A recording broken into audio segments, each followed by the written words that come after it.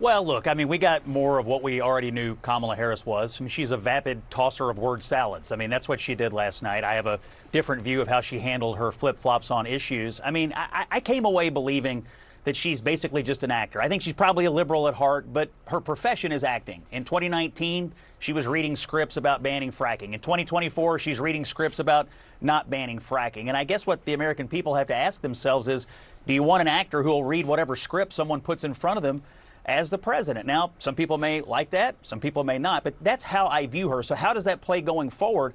Do voters want that? Do they believe that? Is that the kind of person, is that the kind of politician that they want leading the country? On the change issue, Paul and I have been aligned on this for months. It is a change election. And on the economic stuff, she embraced, supported, defended, and promised a continuation of Biden's economic agenda. I don't believe that's tenable. I still think she's going to have to break with him on some of that at some point. And so, in a recent interview, Kamala Harris made it crystal clear she hasn't changed her values one bit. The same values she had as a prosecutor, as a DA, as a senator, and now as VP, never change. So the idea that she might distance herself from Biden's policy, yeah, that's not happening.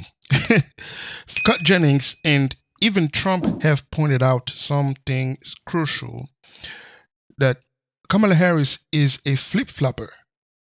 She tells one audience what they want to hear and then turns around and does the same with another. It's a pattern, and it's starting to show her true nature. Those radical liberals' ideas she's been harboring all along. Take her stance on issues like criminal justice reform, where she's faced criticism for being too tough and not tough.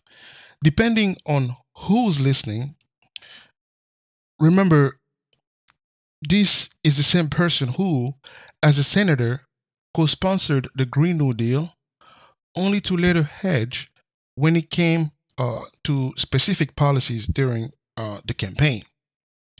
And in this interview, what we saw was probably the most honest she's been. She's not going to break away from the Biden agenda. And that should concern a lot of Americans, because it means we're looking at more of the same policies that have led to rising inflation and ongoing border crisis and global instability. This interview just exposed her even more. She's not distancing herself from Biden because she doesn't want to. She's doubling down on those same policies that are hurting the country, and this will be something Republicans need to hammer home as the election draws near.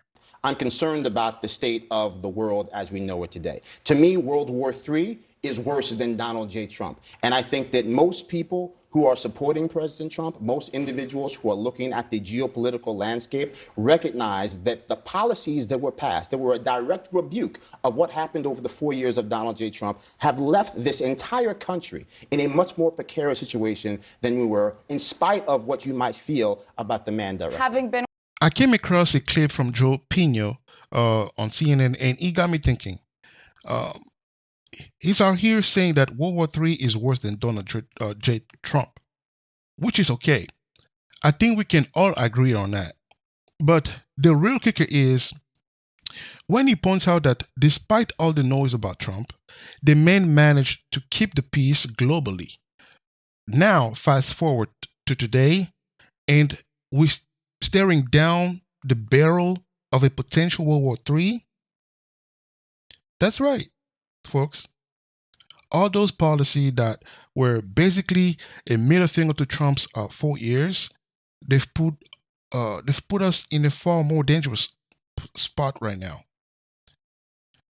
I know Trump wasn't perfect.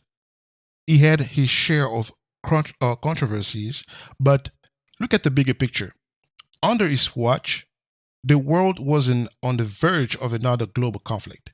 Meanwhile, The left is busy trying to gaslight everyone into voting for someone who has, we saw in an interview last night, struggles to articulate a coherent thought on crucial issues like economy, border security, and foreign policy. The past 3 years and a half have been a failure. So I'm asking you to think this through, like not with your emotion, but with logic. They want you to vote based on feelings, but if we do that, we might end up like making a colossal mistake by choosing someone whose extreme policies could drive this country straight off the cliff. I mean, think about it, folks. We've seen the record, and it's not good. Now is the time to ask ourselves, do we really want to take that risk?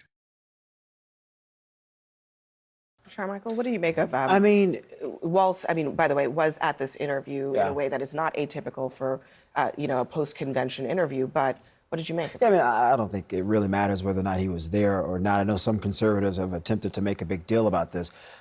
You're right. Most voters don't care about the number 2, they care about the number 1. But I do think there's a possibility for this to become an issue. He could have just said, look, I misspoke. It happens all the time in politics in the heat of the moment. I think most people would understand that, but that's not what he said. He said, my record speaks for itself.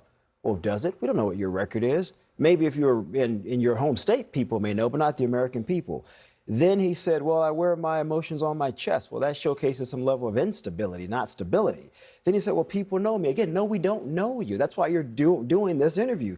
Then he said, well, my wife said my grammar sometimes isn't always correct. I mean, those were terrible answers. And so you're literally making an issue that should really be a non-issue, potentially an issue, by the way he responded, when he simply could have said, look, I misspoke. I apologize. Let's move on to something else. And he didn't. In politics, owning up to a mistake can often diffuse a situation.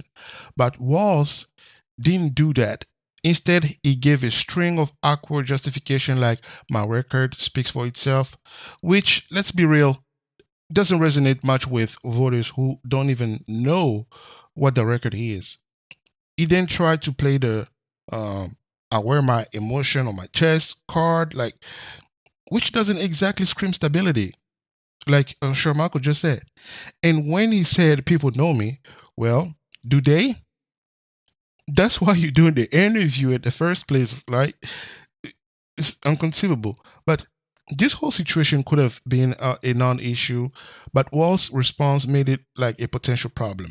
And isn't that just politics 101? Like, especially in the Democratic Party right now, where dodging the truth and trying to spin narratives in is becoming more of a norm than an exception.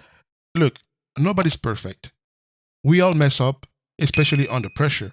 But when you start doubling down on a mistake instead of owning it, that's when people start questioning your honesty and your character. So I want to know what you guys think. Is Walz making a big mistake here, or did he make already a big mistake, or am I being too harsh? Drop your thoughts in the comments, hit the like button, share this video, and make sure to subscribe so we can keep this conversation going. Thank you for tuning in.